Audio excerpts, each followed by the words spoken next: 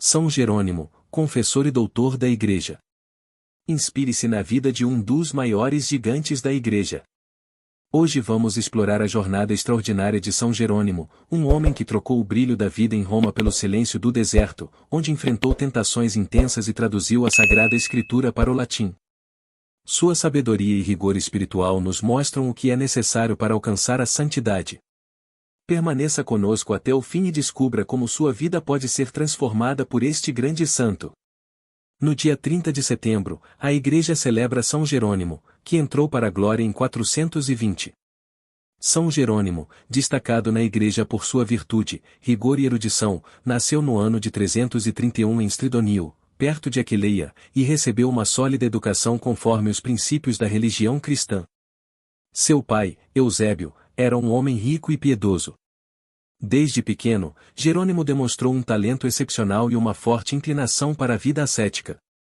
Ainda jovem, foi para Roma com o objetivo de continuar seus estudos, obtendo rápidos progressos sob a direção do mestre Donato, que era pagão. Ele costumava visitar todos os domingos os túmulos dos santos e mártires. Contudo, a ciência pode facilmente se tornar um perigo para a humanidade, como Jerônimo experimentou. Ao perceber-se mais avançado do que seus colegas, encheu-se de orgulho e vaidade. No entanto, por uma graça especial de Deus, não se desviou para o caminho do pecado. Sua conversão começou com a compreensão das coisas divinas e com o santo batismo, para o qual se preparou com todo zelo. Fez o firme propósito de evitar tudo o que pudesse afastá-lo da graça batismal. Desejoso de ampliar e aprofundar seu conhecimento, visitou diversas escolas importantes da França e chegou a Trèveris, onde existia uma das mais célebres academias, fundada pelo imperador Graciano. Foi lá que Jerônimo abandonou as ciências profanas, dedicando-se mais à vida religiosa. Nesse período, fez o voto de castidade perpétua. Em 370, ingressou em um convento em Aquileia, onde escreveu algumas obras. Em Roma, conheceu o célebre Evagrio. Movido por um desejo íntimo de viver na solidão, decidiu viajar ao Oriente. Em companhia de Evagrio e outros amigos, visitou diversos eremitas. De Antioquia, dirigiu-se ao deserto de Calcis. Em um tratado que escreveu sobre a virgindade, ele relata as terríveis tentações que o assediavam, todas provocadas pela lembrança das festas e divertimentos a que havia assistido em Roma. Para vencê-las, praticou severas penitências e começou o estudo da língua hebraica, que lhe apresentava grandes dificuldades. Além do hebraico, estudava o grego e o caldeu.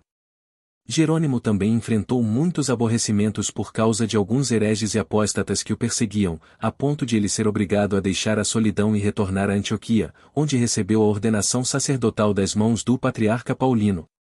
De Antioquia, fez uma peregrinação aos lugares santos e escolheu Belém como sua residência.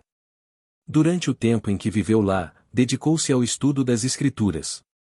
No ano de 381, a convite do patriarca Paulino, viajou com ele a Roma, onde permaneceu até a morte do Papa Dámaso, que o havia escolhido como secretário particular. O modo enérgico com que Jerônimo criticava a vida dissoluta de muitos cidadãos romanos criou-lhe inimigos, especialmente entre o clero. Voltou, então, para Belém, onde continuou seus trabalhos acadêmicos. Em diversas ocasiões, teve que combater os pelagianos, luciferianos, origenistas e outros hereges. Em 410, diversas famílias romanas buscaram refúgio no Oriente, uma vez que Roma havia sido tomada por Alarico. Jerônimo se comoveu profundamente com a triste situação dos fugitivos e fez tudo o que estava ao seu alcance para suavizar seus sofrimentos e melhorar sua condição difícil. Nesse mesmo período, Jerônimo realizou a célebre tradução dos livros do Antigo Testamento, do grego para o latim. Sua residência e alguns conventos que administrava foram atacados e destruídos por bandos de pelagianos. Mesmo assim, ele permaneceu em Belém, continuando os estudos e os trabalhos bíblicos que o imortalizaram na Igreja Católica. Rodeado de inimigos e constantemente perseguido por eles, gozava da estima dos bons cristãos, que o viam como um verdadeiro pai e defensor. Jerônimo faleceu no dia 30 de setembro de 420, em idade avançada. Suas relíquias foram posteriormente trasladadas para Roma. Santo Agostinho, discípulo e amigo íntimo de São Jerônimo, comparou o Mestre a São Paulo, igualando-lhe o zelo apostólico e o amor por Jesus Cristo aos do grande apóstolo. Reflexões. As lembranças dos divertimentos profanos de Roma perseguiam São Jerônimo e lhe causavam muitas tentações. Nosso tempo é riquíssimo em diversões que, quase sempre, não correspondem às exigências da moral cristã. Só Deus e o demônio sabem a quantos pecados essas distrações dão ocasião e são sua causa. No batismo, o cristão promete a Deus renunciar a Satanás, às suas pompas e obras. Entre as pompas e obras de Satanás, estão os divertimentos, como cinemas, teatros e bailes.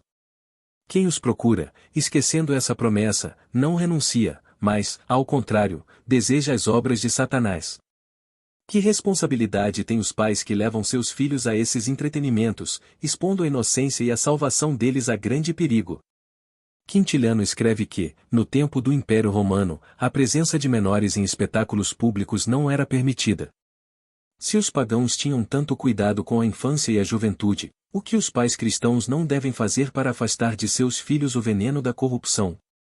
Virá o dia em que, perante o tribunal de Deus, os pagãos se levantarão contra os cristãos, acusando-os implacavelmente pelos crimes que cometeram. Santos do Martirológio Romano celebrados hoje. Em Roma, o martírio de São Leopardo, servo de Juliano, o apóstata. Em Soloturno, na Suíça, os santos mártires Vítor e Urso, ambos da legião tebana. Em Placência, Santo Antonino, mártir da mesma legião. São Jerônimo, rogai por nós. Oremos, o Senhor, concedei-nos, pela intercessão de São Jerônimo, o amor ardente às sagradas Escrituras e o desejo sincero de vos servir com pureza e devoção. Amém.